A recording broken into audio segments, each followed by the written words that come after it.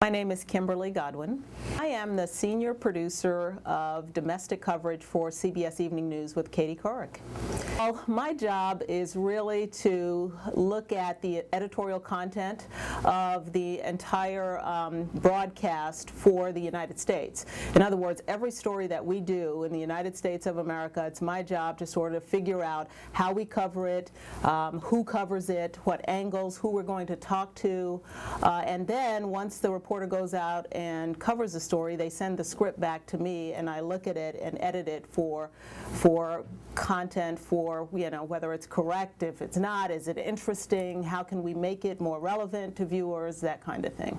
So it's all news. We do have a deadline every night, and you do see it every night, and really it is what is happening in the country / in the world that day, things that we should be paying attention to.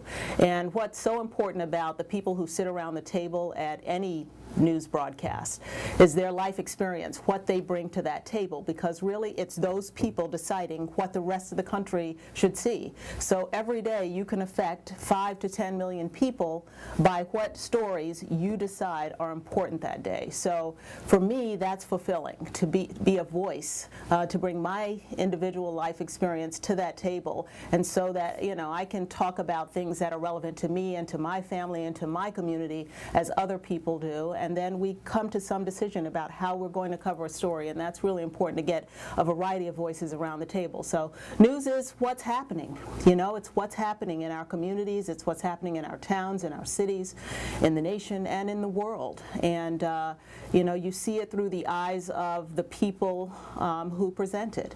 And so that's really important, to have a lot of different voices around the editorial table. So when I talk about editorial content, I look over editorial content, that's just choosing what stories we're doing and how we're going to cover it and who we're going to talk to. If there's an important medical story, it's important to know, do we go talk to this doctor or to that doctor? That's part of my job, is to talk with the reporter about how we're going to cover a new device that helps cancer, or some new economic policy. How do we bring that home to people so that it makes sense? Journalism is definitely one of those fields where you need a college degree, and the main thing is to be able to write.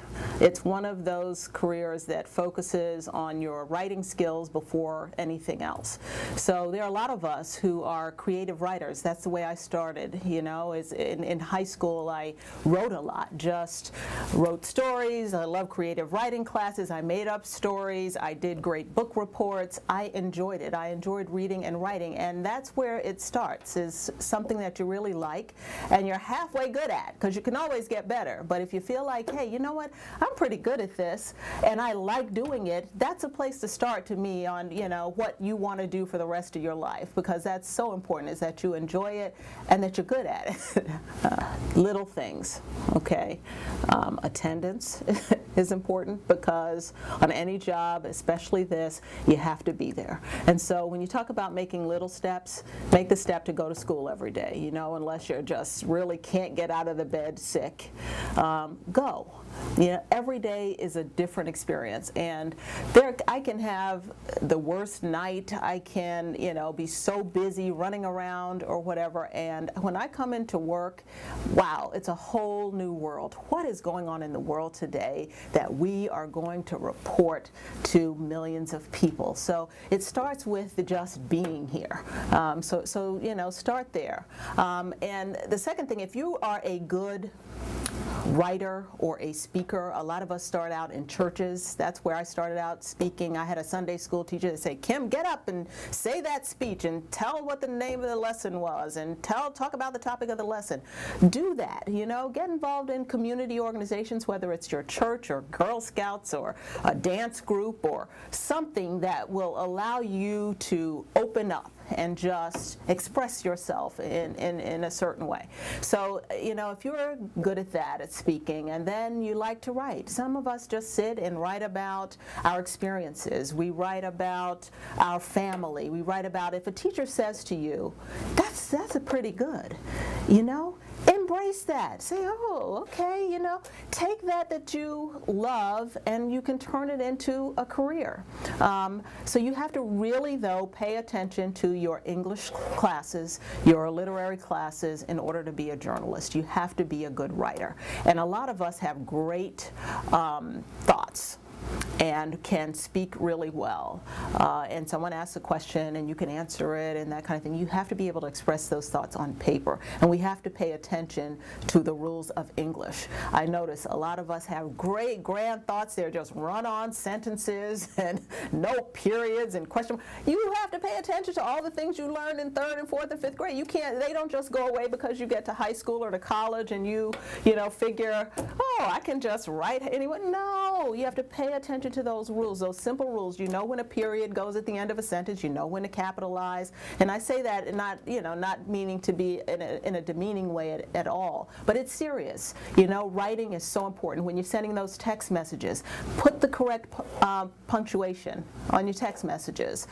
Your friends won't care. You know, they'll get the same message. But start practicing those kinds of things now. Start practicing them in junior high school, in high school, when the teacher asks you to do a project, a writing project of any kind. Go back and check. Make sure you have, you know, done the right thing in terms of your writing. That's really, really important, and that extends on into college, because many of the journalism schools today say many of our kids just don't know enough about the rules of writing, and we've all learned it.